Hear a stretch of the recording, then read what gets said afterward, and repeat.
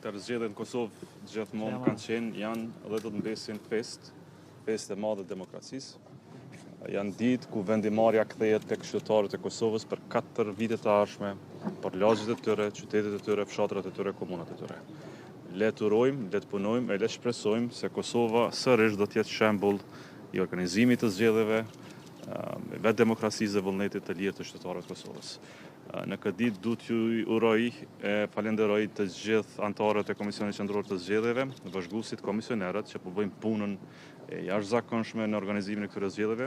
Du t'i falenderoj edhe organet e rendit, prokurorinë, Policinë e Kosovës që kujdeset që çdo votë të jetë e drejtë dhe e mbarë, dhe natyrisht si gjithmonë dhe juve mediave që jepni dritarën e informimit një procesi kaq demokratik.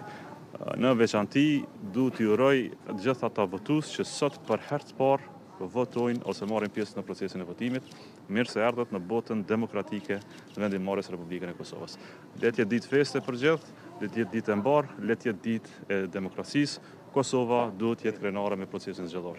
Ju faleminderit gjithëve e punë të mbarë. A presni do t'jap Xhiku që të ketë proces të rregull zgjedhor edhe në 4 komuna të verit vendit, për shkak që raportohet se votuesit janë organizuar në mënyrë të organizuar, faktikisht lista serbe ka bërë një gjë të tillë që konsiderohet kundërligjore? Unë do të bazohem në organet zyrtare të Republikës Kosovës, në Komisionin Qendror të Zgjedhjeve, në Prokurorinë e Kosovës dhe në Policinë e Kosovës. LDK-ja dhe unë shpreh mbështetjen dhe besimin e plot në këto institucione, prandaj çdo vendimarrje e tyre besoj dhe do të jetë sipas ligjit të Kushtetues së Republikës Kosovës.